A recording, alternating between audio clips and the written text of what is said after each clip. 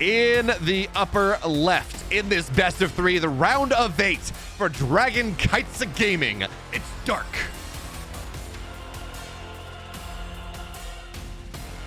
And the bottom right in the blue, the reigning world champion.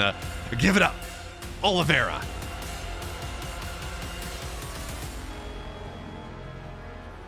And hot off the presses, hot off this being a hot off Dragon Phoenix Gaming and Kites Gaming merging into one unholy conglomerate. Well, Oliveira and Dark are now teammates. And I don't know how much that is really going to make a difference. Because, well, first of all, Oliveira practices with literally everyone. And when I say literally everyone, I think out of the 8 players in the round of 8, or 7 other players in the round of 8 at IEM Katowice, I am pretty confident in saying that he played against, or he practiced pretty heavily with every single one of them. Which is realistically what made that run. The fact that he took down Rainer, Hero, Hero Marine, Rainer, Hero, and Maru in that run made it that much more impressive. But we do have to talk about what's happening here, because Dark opened pool first. And okay, this is just going to be for the third base. He does not want to take that much more pushable third, as Inu is showing us. If you take this triangular third, first of all, your creep doesn't spread across the map aggressively super well, but also this is a pretty nice position for the Terran to push in. They have this choke that they can run through. You knock the rocks down.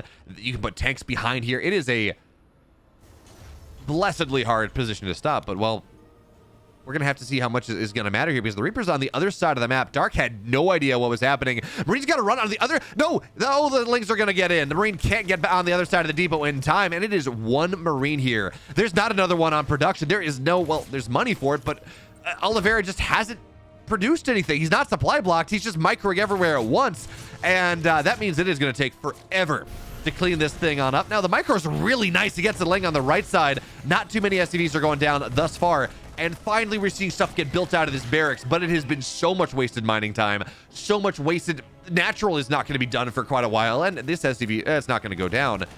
Now, credit where credit's due. Oliveira's SCV micro was fantastic. He only lost a single SCV to all of that, but he loses the Reaper. Speed is not even done yet. Speed has not been started yet. And he lost his map control on the other side. So it's a disaster. Oliveira is immediately going into a third command center behind this, trying to recover some of his losses. And remember, this was a 12 pool. This was a build from Dark that forces him to play a little differently, not have as much map control in the mid game. He's going to have to play pretty greedy to make up for it. And maybe that's going to allow Oliveira back into this.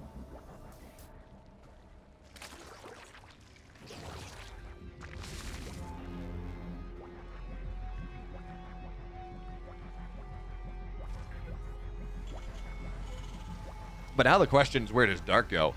I think it, especially as we get, closer and closer to 4 minutes, I think it is very likely that Dark's going to go into Ro8 play. Not only does he not have, he has not mined a drip of gas at 4 minutes into this game. And I know you might say, Bayo, yes, it's gasless. 4 minutes in is very late to take your gases. Especially as a Zerg needs, Zerg needs gas for everything. Especially if he does decide to go for some sort of roach play. For any sort of defensive units, you need roaches, or for any sort of defensive roaches, you need gas.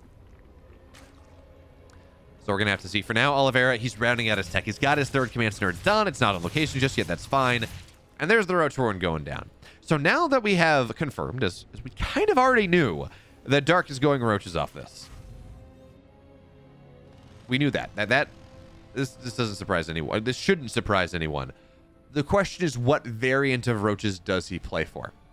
Is this 1-1 roach?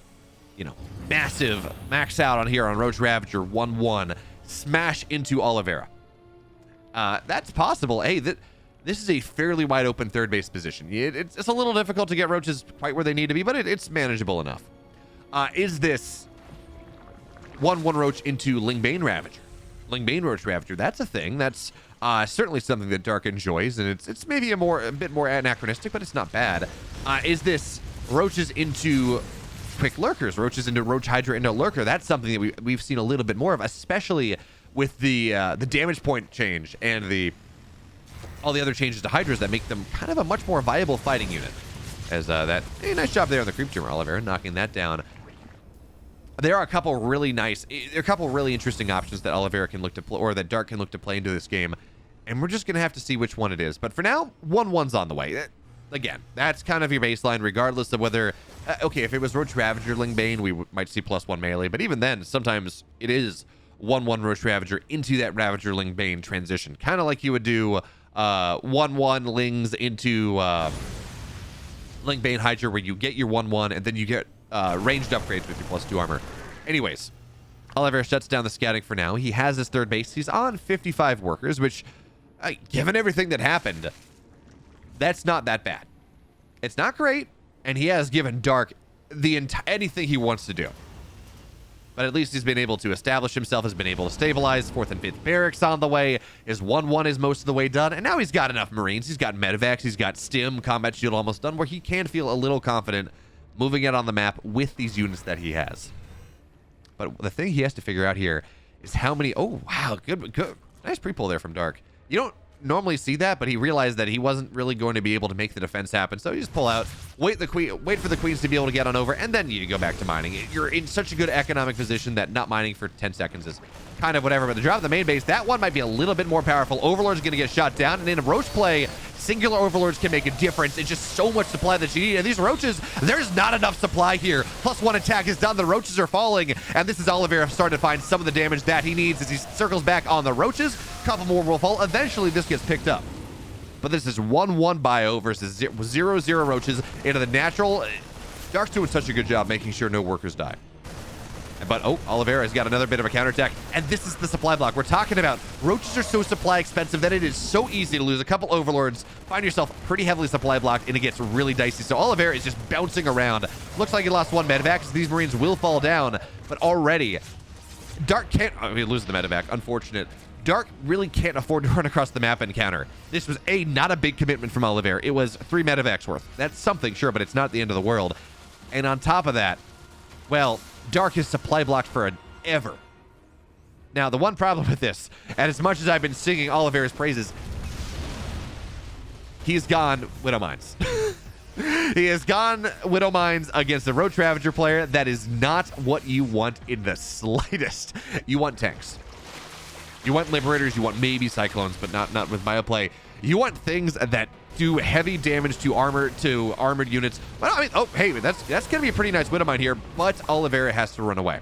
He does have to rotate back. Dark is maxed out here, and Oliveira, a lot of his army's on the other side of the map. Now, Link speed is done, so Lings are going to be the reinforcement things here, but SCVs are going to have to get pulled. Biles are going to knock down the rich supply depot, but it's a bit of a flank coming in from Oliveira. Is it going to be enough? Roaches are starting to fall down here with extreme alacrity, but is there enough for Oliveira? It doesn't look like it.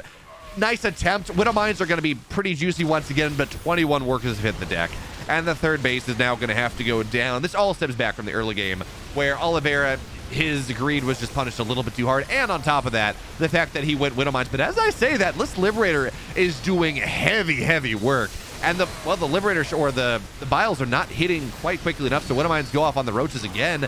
And suddenly these Ravagers are pretty damn exposed. So some of them will fall, but again, folks, as nice as knocking down almost every single Ravager is, third base has been broken. Oliveira is not above 100 supply.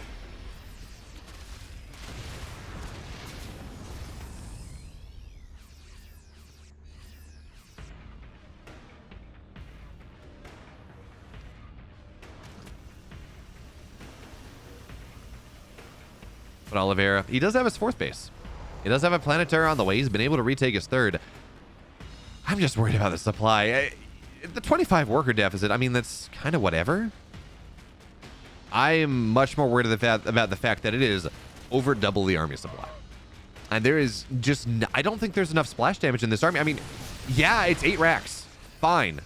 As a Roach will get... Well, actually not tapped down. And the unfortunate thing here is Oliveira does not have a planetary to retreat to. Yes, it's at his 4th, but oh, nice micro. He was going to dodge almost all the Biles. But there's just so much stuff. The micro is going to have to be game ending, like the best we've ever seen. Bjorn versus Dark back when he won his BlizzCon. That's the numbers that's the value we have to get out of this bio right here, as the Biles are just preventing the army from fighting. STVs continue to fall down. Oliveira can't stay above 50 for long, and now the Roaches and the Ravagers, they Probably don't want to run down to the planetary. Right, SCVs will be able to potentially keep this one alive. Biles are going to do something, and the Biles is going to stim on top of the planet. The Biles are just too strong. I thought the planetary was going to be a safe spot, but it is not a safe space. Nowhere is safe on this map. And Dark smashes Oliveira in game 1. In the bottom right, in the red, up one single game in this series, but a absolutely dominant one. It's Dark. And in the upper left, in the blue, the reigning world champion. Comebacks are no mystery to him, Oliveira.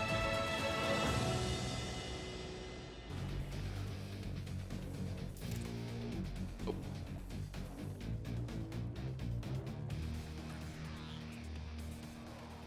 Didn't mean to hit that button. I meant to hit this button. Now we can see what Dark is doing with his ludicrous amounts of APM. Now, we do need to point out that that was a 12-pool game number 1, because Neo Humanity is not nearly as big as Aggressifon is. So if you're going to do something aggressive, yeah, do it. Given the map pool that these players have opted into, do it on this map. Or do it on Neo Humanity. Don't do it on Aggressifon. Aggressifon is big, it is large, it is girthy, and it gave us some of the best games of Katowice. Which is, I think that is a...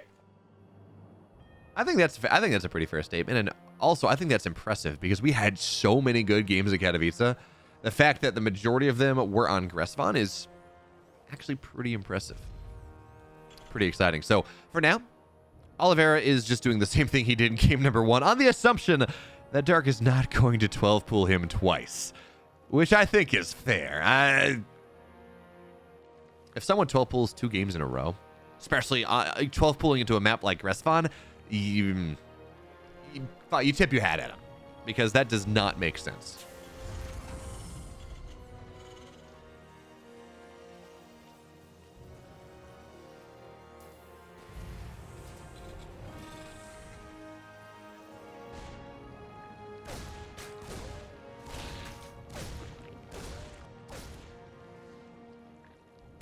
So for now, well, I guess the other thing we got to pay attention to is whether this Reaper stays alive, because Oliveira was so busy dealing with the 12 pool. And okay, giving Oliveira credit where credit is due, he handled that given the fact that his Reaper was across the map. Losing only one SCV there was really nice, but he didn't have anything happening out of his barracks. Building a second Marine would have been nice, getting the reactor started, whatever.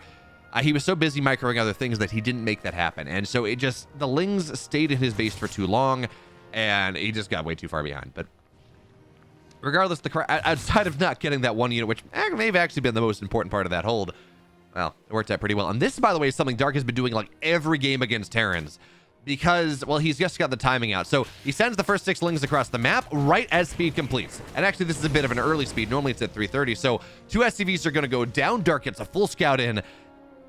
And this is something that doesn't feel like it should ever work, but Dark has done this consistently.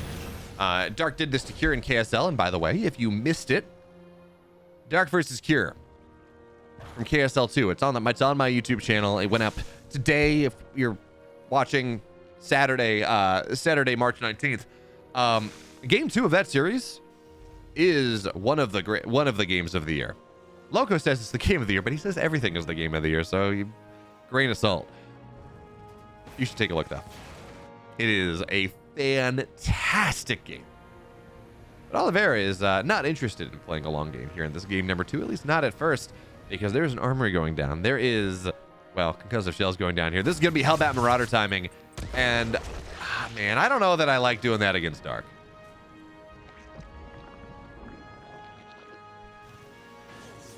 Dark's queen control is Dark's defense is just really, really good. And even if you get damage done to him, Dark is probably the best Zerg in the world at playing in a low econ state.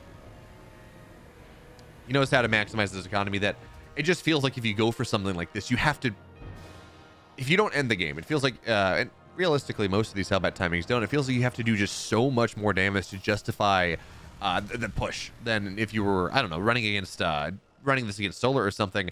Although this is interesting, because we have Dark getting ready for a Queen Ling Nidus. And Oliveira's going for Hellbat Marauder. And this actually may just be the perfect build for Oliveira here. As now here come the Hellions moving forward. Marauders, well, they're going to get right on top of the Queens. Hellbats need to morph right now. And the Lings, they're starting to pump out, though. And that's the downside of this, right? This is an all-in coming in from Dark, but one Queen's going to go down pretty quickly here. Lings on the backside trying to get on top of the Marauders. Got to save it. Medevac is so low, but it's going to stay alive. And the Marauders, well, they're going to stay alive, too. Now the Medevac's going down, but the Queens have been roasted. And, well, actually, the Lings, that's the important thing. But Queens are starting to fall here as well. Workers dying on the third base. And where's our rally? That's the really big question. Is there any follow-up on this one? It looks like there isn't. And well, actually, this army's just going to run away. Meanwhile, 26 more Lings are on the way. Nidus goes up in the main base here. Are you ready for the follow-up, Oliveira? That's the really big question. Liberator's going to siege up, and there's not enough damage on these Queens. It gets nothing. And how do you stop this, Oliveira? Your entire army's on the other side of the map. It's all dead. And here comes the Nidus in the main. There is nothing here for Oliveira. He's got one Marine in his main base. Oliveira's dead. Unfortunate in the extreme that this game went as it did. I guess, well, okay, I said Oliveira's dead. Maybe the Hellbats and properly placed chokes is going to be nice. There are not a lot of Queens. They don't have a ton of energy. But this is going to have to be a pretty spicy hold coming in from Oliveira to make this happen. Now, we will see the Nidus go down immediately as SCVs get pulled to try to keep this thing alive. And the Hellbats are getting pretty good surface area on this, but yeah, it's unfortunate. Oliveira falls down. Dark books a date with someone in the round of 4. And folks, if you got to the end of this video, you should probably drop a subscription because you got there this far. And also, I stream EPT North America Monday night, 7 p.m. Eastern, EPT Korea, and KSL Thursday, Saturday nights, 11 p.m. Eastern. Other things that they happen. You should tune in, twitch.tv/Bamwolf.